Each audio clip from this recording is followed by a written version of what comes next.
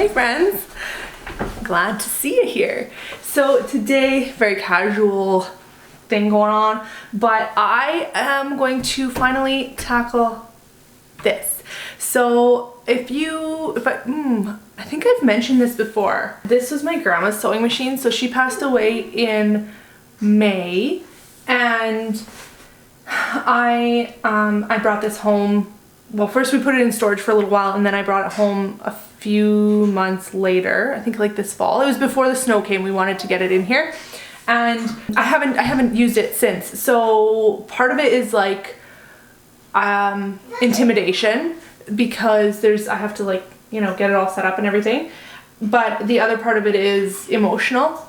So today's the day that I've really been feeling the need to get it back up and running. Today's the day I'm going to kind of go through it. I don't want to call it servicing because I have no idea what I'm doing with this machine. There's no manual or anything. My grandma got this secondhand actually. I know my grandma said she didn't pay, like it was a lot for them, but it was obviously a deal because it was secondhand, and she has sewn miles and miles and miles on it. I know we had something repaired recently on it because we had to take it into the shop for her. I think it was might have been the motor actually. So my repair lady is familiar with it. I am going to get her out here one day. I just don't know when, because I have to pay mileage for her to come and all that, and I expect it to be a fairly sizable bill for her to go through all this, so I want to just make sure I'm prepared for that. But what I have seen just from going through it is I know that the oil bath is low. I will show you all of this and take you through the entire machine, but that is what I know of. I know it was working when my grandma passed away. She had sewn on it like, you know, days before, so I know that it should work. And other than that, I mean, it's a mechanical machine, so there's nothing, you know, overly complicated about it. It's just I'm just not sure about the threading, so I'll have to figure that out, and then that's really it. I do have a little bit of oil to put in the oil bath, but I have talked to my repair lady about this, so she did okay regular sewing machine oil. I will, when I get her to come, or next time I go to the city, I will get a big jug of oil for this.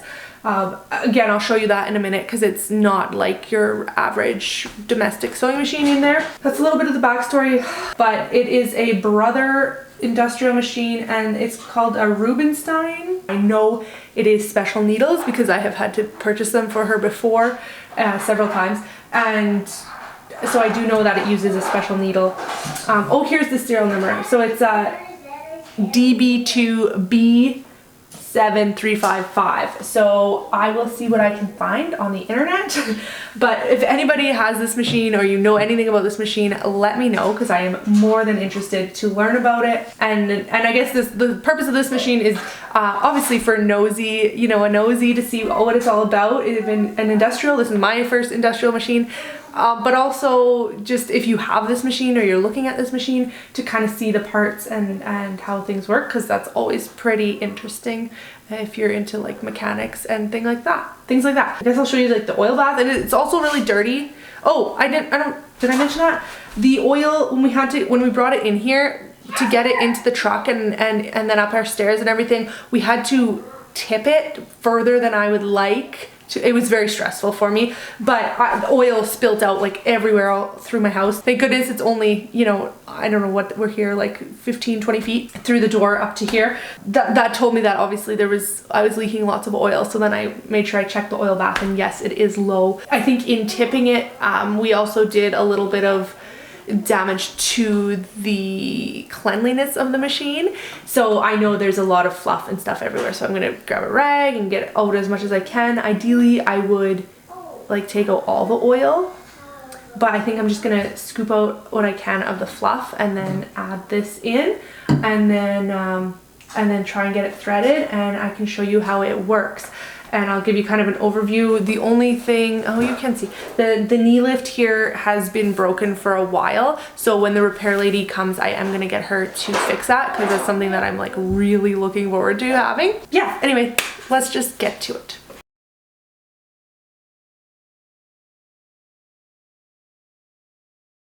So you can see it's like pretty dirty. This is all like gross lint in there. That's the low line, That's the high line.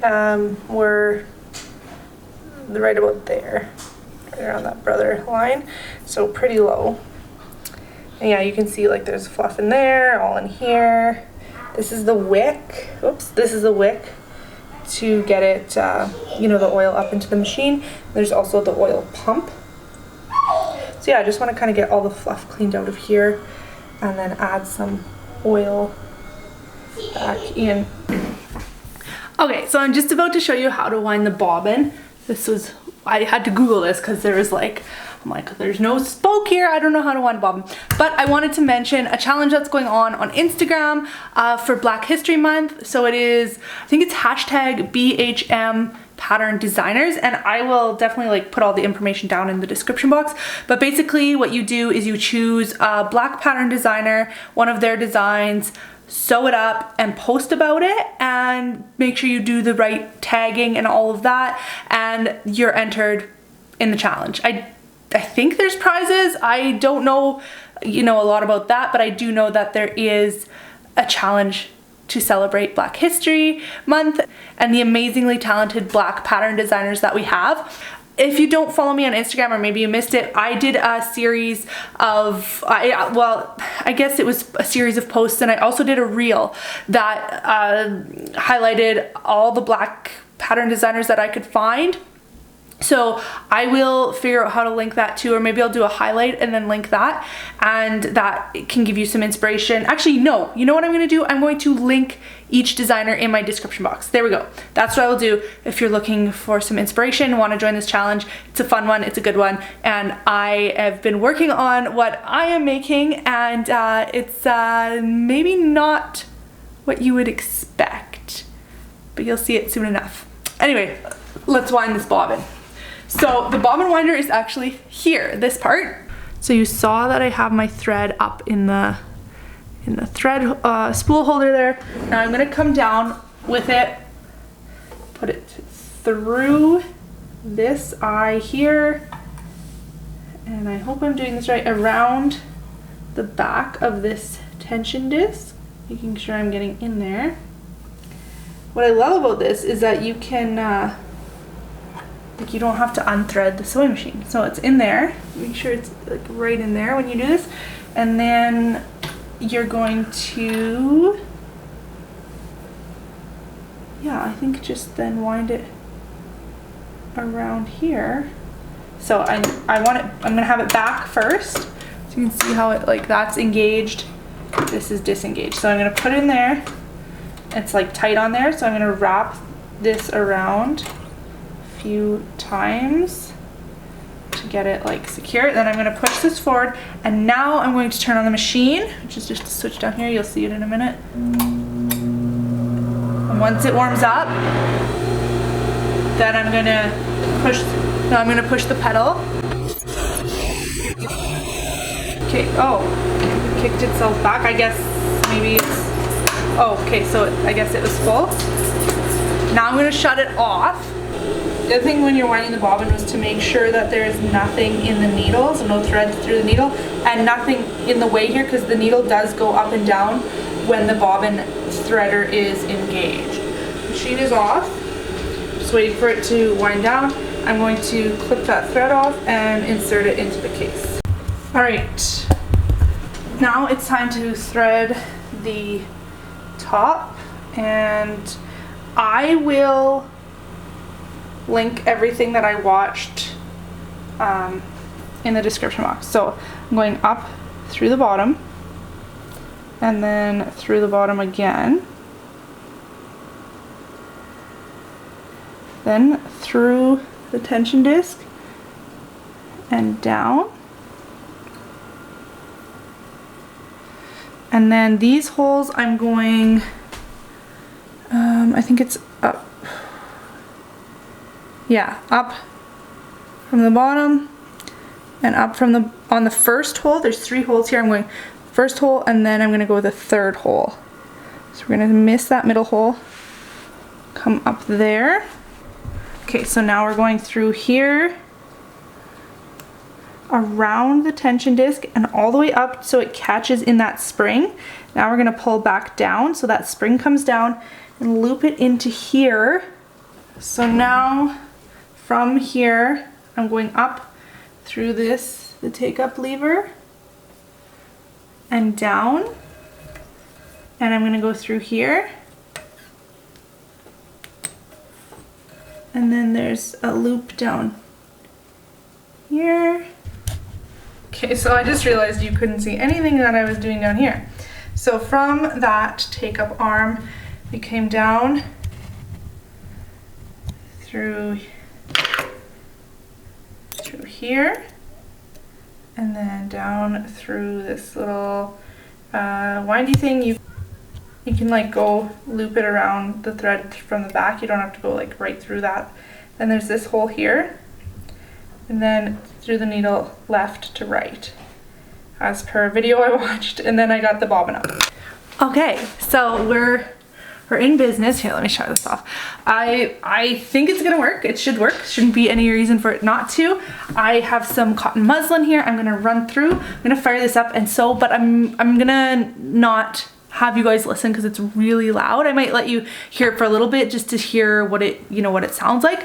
But then I'm gonna cut the volume off. So let's try it out. Grandma Pat sitting right beside me.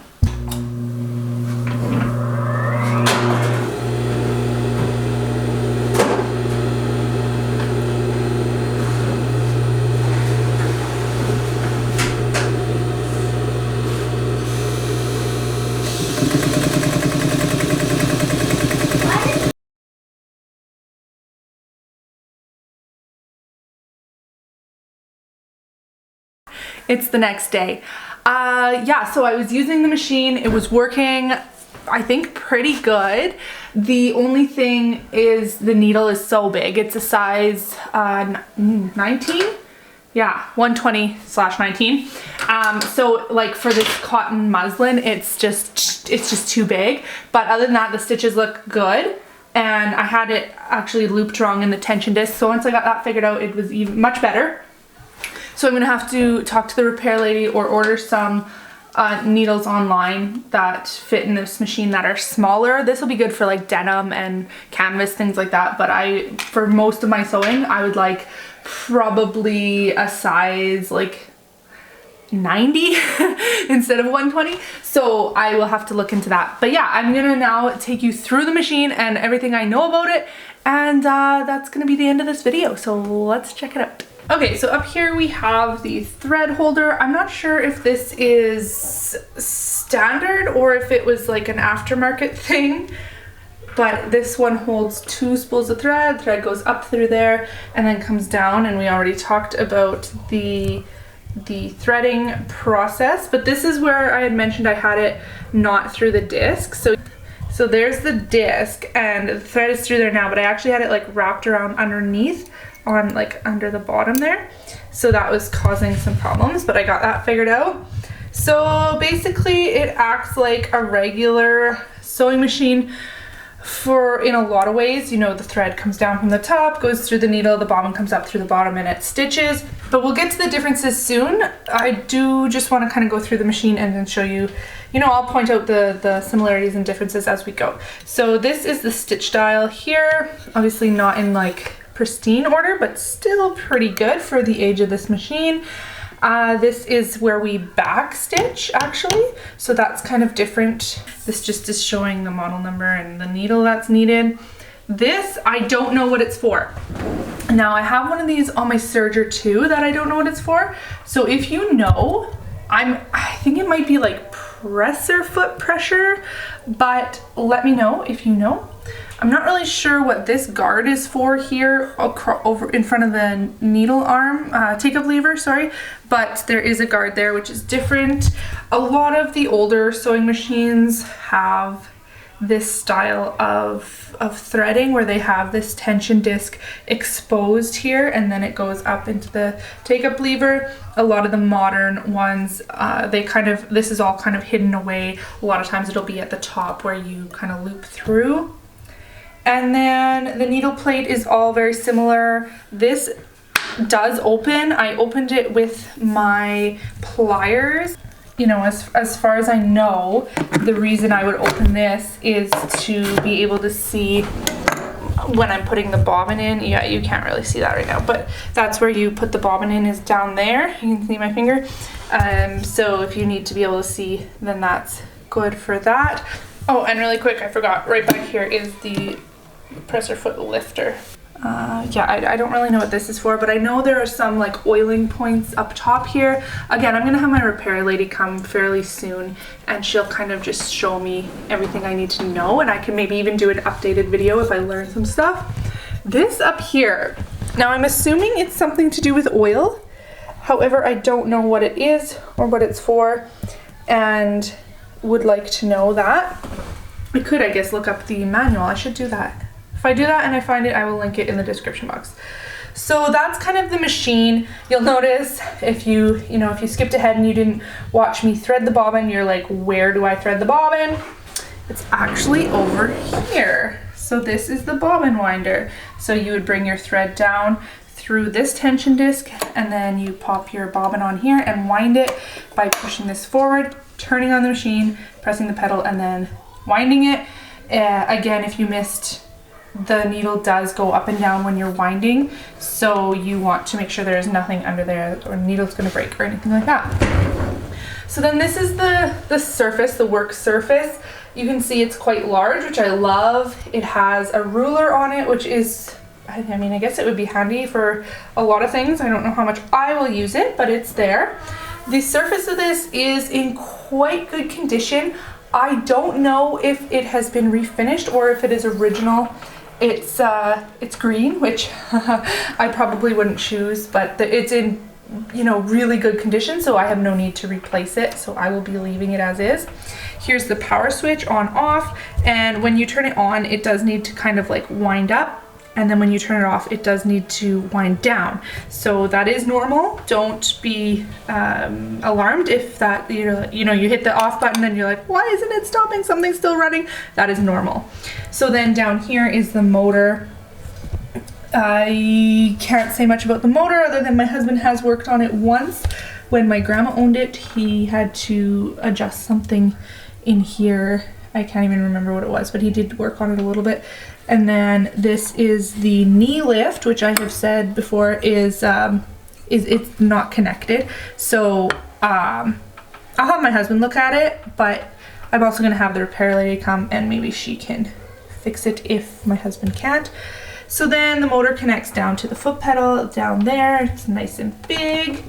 And you can see this is all a metal frame, and it actually is adjustable too, which I think is great. It is at the highest setting right now, I believe. So I don't know that it could go higher to be like an actual standing unit, but for how short I am, I can make it work. And then I think the last thing to mention is over here, and is this drawer.